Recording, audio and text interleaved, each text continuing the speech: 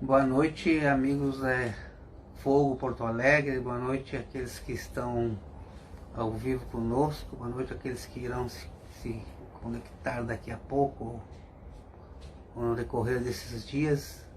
Mais uma noite que o Senhor nos dá o privilégio de estarmos juntos para falar do seu amor, para falar da sua graça e para dizer que Ele é bom.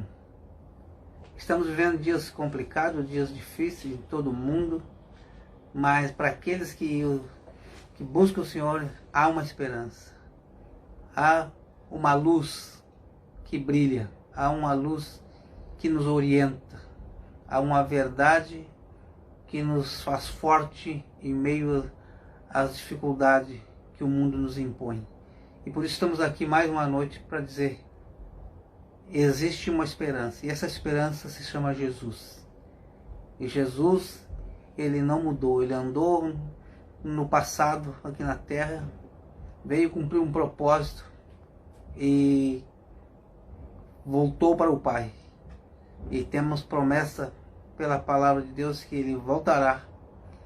E quando Ele voltar, Ele espera encontrar um povo que creu, um povo que se santificou, um povo que se separou e um povo que aguardou a sua vinda. Quando Ele subiu aos céus na presença de alguns discípulos, os discípulos que ficaram, eles pautaram a sua vida como se Jesus fosse voltar no outro dia. E eles cumpriram o propósito deles, deixaram um legado para nós, que é a palavra agora escrita. E hoje nós já não estamos só por aquilo que eles falaram, nós já estamos vivendo pela fé e também por aquilo que nós temos provado dele através da sua palavra. Nessa noite eu quero encorajar você que está conosco para crer e viver segundo as Escrituras.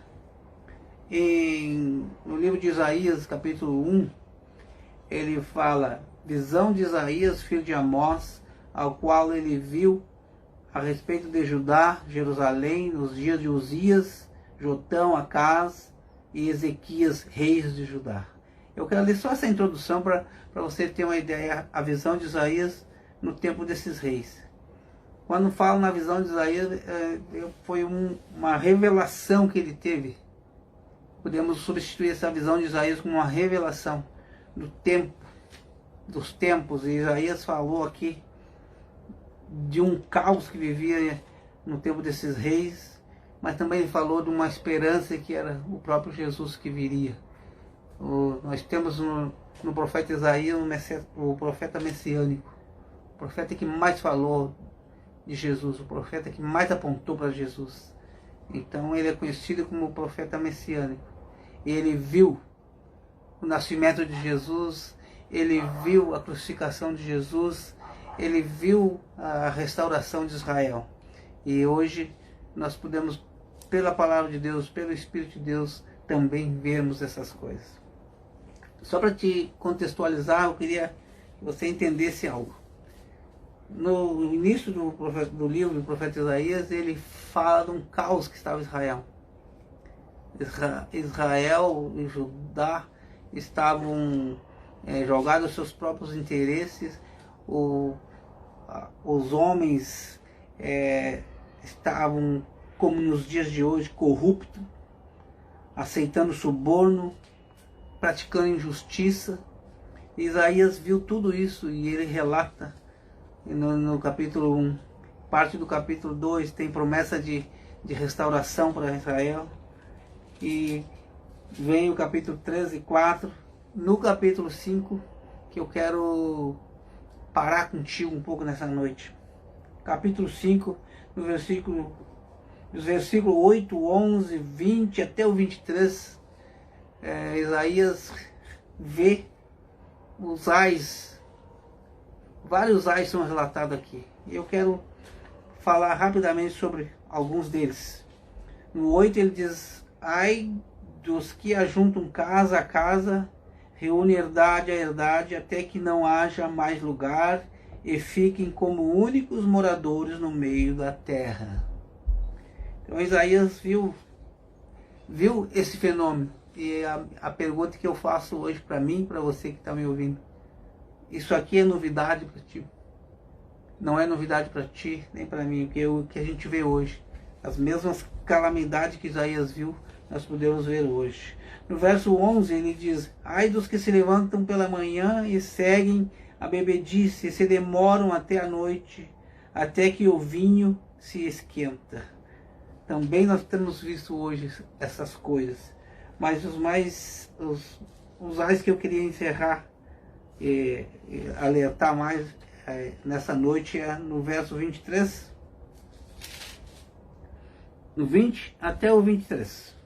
No 20 ele diz: ai dos que ao mal chamam bem, e ao bem mal, que fazem da escuridade luz, e da luz escuridade, e fazem do amargo doce, e do doce amargo. Dá para entender, né?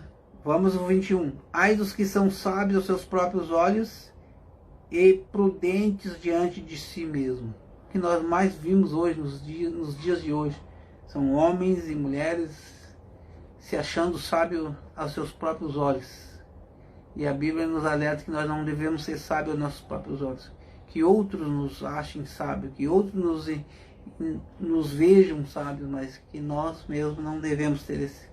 Mas os homens daquele tempo eram os homens de hoje. Homens arrogantes, homens perversos, homens que se afastaram das verdades de Deus, do caminho de Deus. E Isaías via isso pelo Espírito de Deus, e ele dizia: ai desses homens.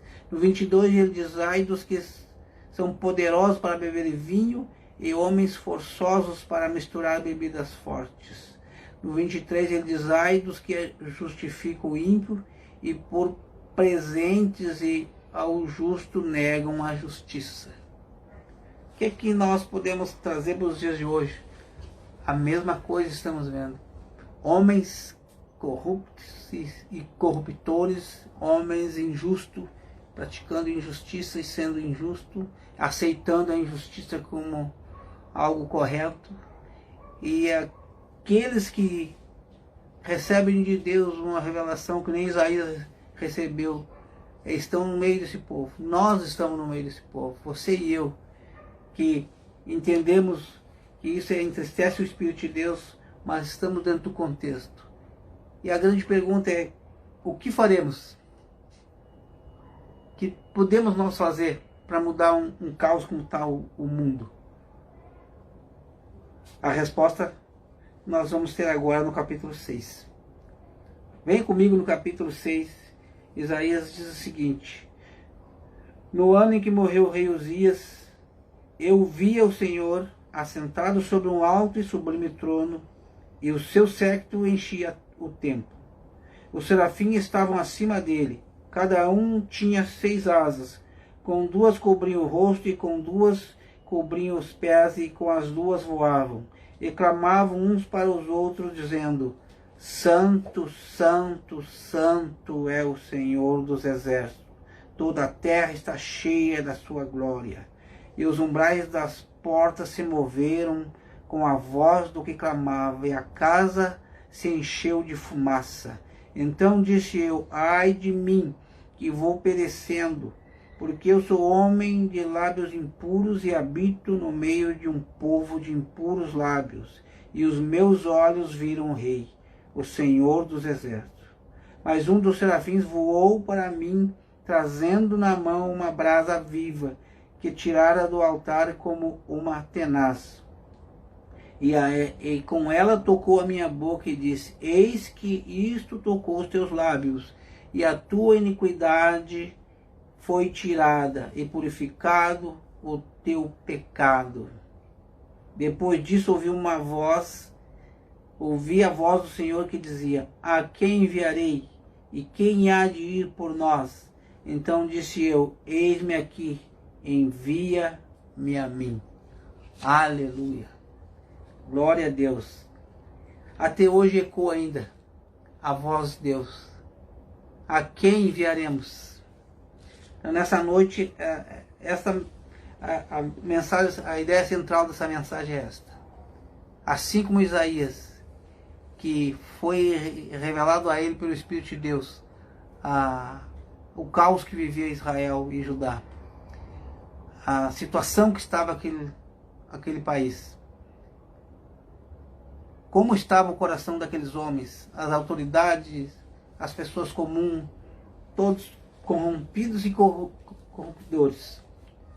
Mas Deus levantou Isaías para enxergar e para deixar para nós hoje escrito, para que quando chegasse os dias de hoje, Deus sabia que não seria diferente a situação.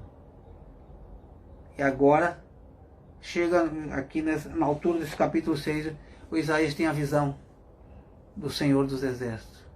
Aí quem disse ai foi ele.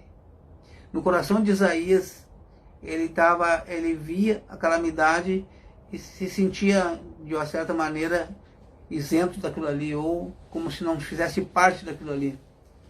Mas quando ele teve uma visão real, viu o rei, ele disse, ai de mim, que agora meus olhos viram o rei. Assim que nós nos sentimos, quando nós temos a revelação do Deus que nós servimos, do Senhor Todo-Poderoso, mas Santo, Santo, Santo. E nessa noite eu quero deixar essa palavra para nós refletirmos. Como Isaías, quando nós chegamos na presença de Deus, é-nos revelada a nossa natureza.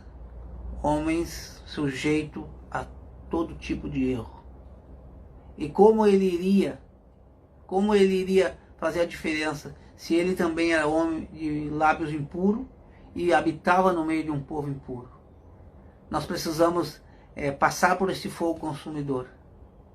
Eu chamo essa mensagem de fogo purificador, porque esse fogo que foi tirado do altar, essa brasa que foi pegada com a tenaz, tocado nos lábios de Isaías, fez com que o pecado que estava nele fosse purificado.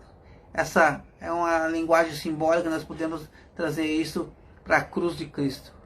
Todo homem que reconhecer a sua natureza e crer em Jesus Cristo, o pecado dele automaticamente é tirado. E aí ele pode responder à voz, responder ao chamado de Deus, eis-me aqui, envia-me a mim. Quando ele não tinha essa revelação, ele só disse, ai do povo pecador, ai daqueles que são corruptos. Quando ele teve a revelação, ele disse, ai de mim. Então nessa noite, eu quero te encorajar, meu irmão, minha irmã, não se entregue, não se volte, não se molde a esse sistema, mas te isenta dele em Cristo Jesus. Se esconde em Cristo Jesus. O apóstolo Marcos tem falado muito sobre o esconderijo do Altíssimo. Onde é o esconderijo do Altíssimo que fala no Salmo 91? No esconderijo do Altíssimo há uma plenitude de Deus. Ali o inimigo não pode nos tocar. Ali somos isentos do ataque do inimigo.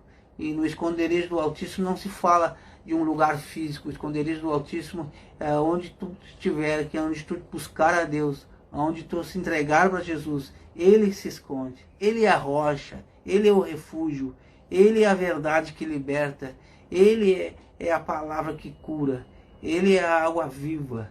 Então nessa noite, esse fogo que tocou os lábios de Isaías vai tocar nossas vidas, vai tocar o meu coração. Isaías tinha os lábios impuros. E eu e vocês? Qual será o nosso pecado? Todos pecaram. A Bíblia diz em Romanos 3:23 que todos pecaram e destituídos estão da glória de Deus. Então não é uma questão de ser melhor ou pior. A questão é crer em Cristo. Eu te encorajo nessa noite. Vamos crer na verdade, vamos nos apegar a essa verdade e vamos fazer a diferença nesse mundo. Os dias de hoje são difíceis, mas há esperança. Porque há um povo que Deus está chamando nos últimos dias. Estamos na última hora. Estamos na última hora. E o Espírito de Deus está dizendo, vem. Onde estão os adoradores? Onde estão o povo separado? Onde está a minha noiva? Cristo está vindo e vem para buscar um povo que se separou. E não é um povo que foi melhor que um ou que o outro. É um povo que creu naquele que justifica. Jesus Cristo. O único que justifica. Ele é o justo.